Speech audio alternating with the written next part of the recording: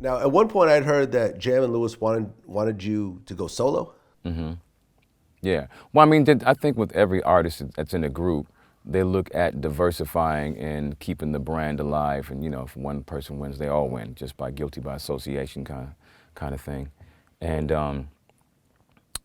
yeah, that's pretty much, you know, what it was. I just think at the time, what Mint Condition still represents, but especially then represented, is something that had never been seen. Now, mind you, when we got signed, bands were on their way out.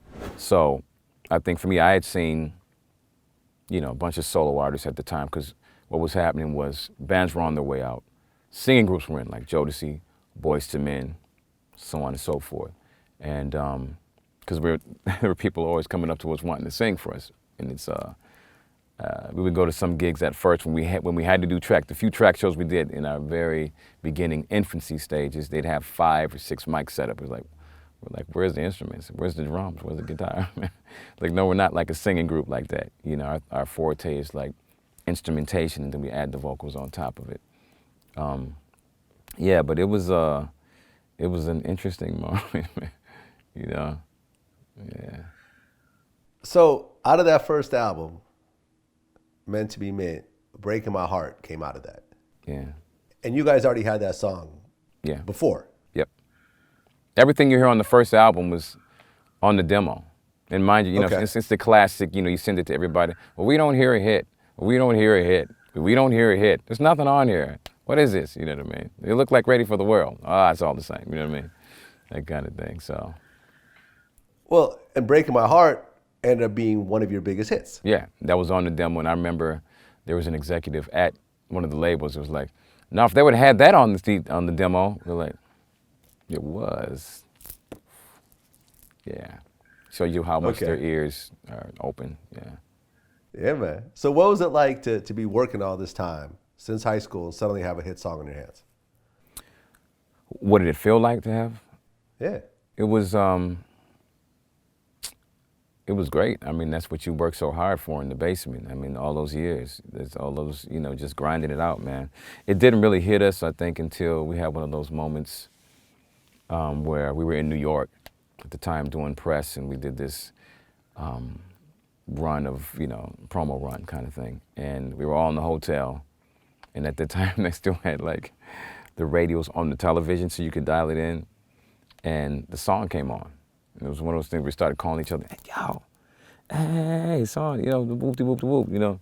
And everybody's like, "Oh, what, you know." So we felt like, you know, outside of home, we felt proud because there's a station at home that plays that's always been supportive to this day.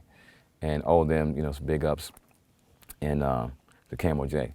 And, but outside New York, you know, they say you make it in New York, you make it anywhere, but to have airplay on that, it was like really strong. New York's always been a big supporter of our music as well. And yeah, so that's where we felt like, okay, the door has been opened, the baby is born. Absolutely. So that album comes out, does well. Yeah. And then 2 years later, you drop your next album from the Mint Factory. Mint Factory, from the Mint Factory, yep. Jam and Lewis is involved in this one as well? Yeah, I mean, all the stuff up into the third CD we did on Perspective Records. So they just, we was on their label. We were on the label mates were at the time Low Key, Sounds of Blackness, Crush, group named Crush, King's English, probably a bunch of names that mean nothing to you, but they're absolutely great musicians, great people. Still know, you know, call and talk to some of those people now. Sounds of Blackness is still going strong. So, I mean, they're an institution, matter of fact, been around for over like 40 years.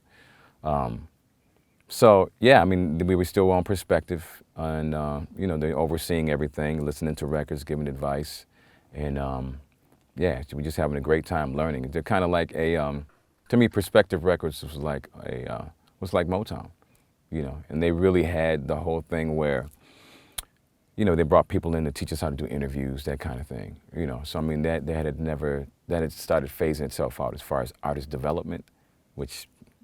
And kids don't even know what the hell that is right now, but it's just to try to teach you how to be publicly when you're an artist and entertainer, because you just can't run off at the mouth and say what you want if you're trying to have it an extended career, or just, you know, that's just what it was. It's a different beast now, but that's what was happening then.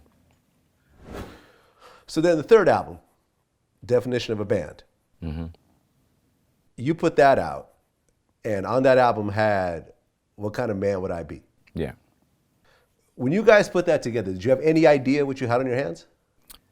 We felt it was special, you know, it came out of a conversation, you know, we kept having in the studio, you know, because that's real life, you know, it's real life shit, you know what I mean? It's like, so people were like, hey, wow, this is the one. And it sparked conversations.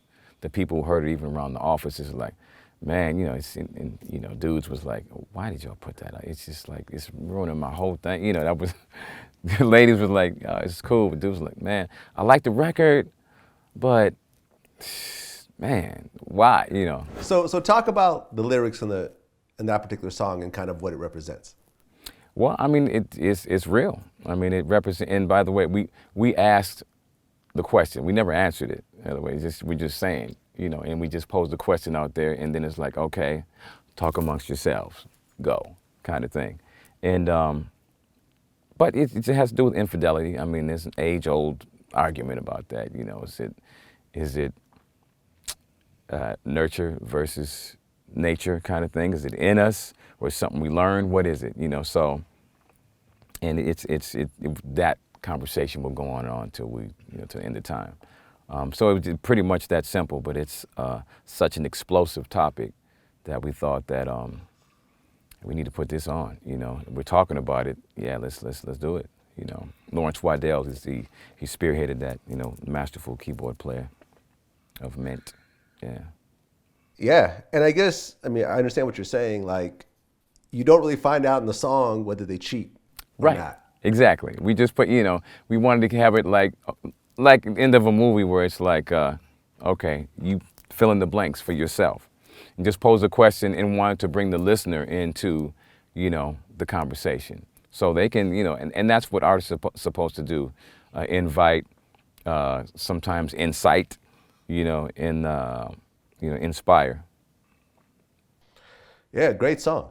Yeah, thank you. Absolutely. I mean, it's a timeless classic at this point. Thank you. Because it came out in '96, so this is exactly more than 21 years later. That's crazy. I know.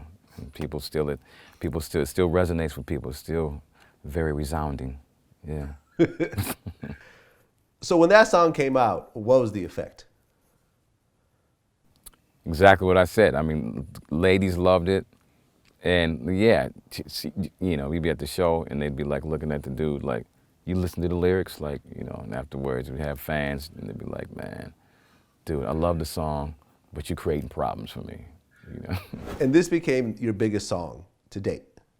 Well, one of, because absolutely Pretty Brown Eyes was a huge success, you know. So, I mean, in terms of like, okay, so which song was bigger in terms of your perspective?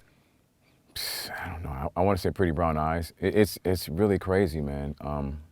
I think that one, but yeah, What Kind of Man was definitely up there. It was, you know, it was up there. I don't know what the numbers were, but it just feels that way, you know.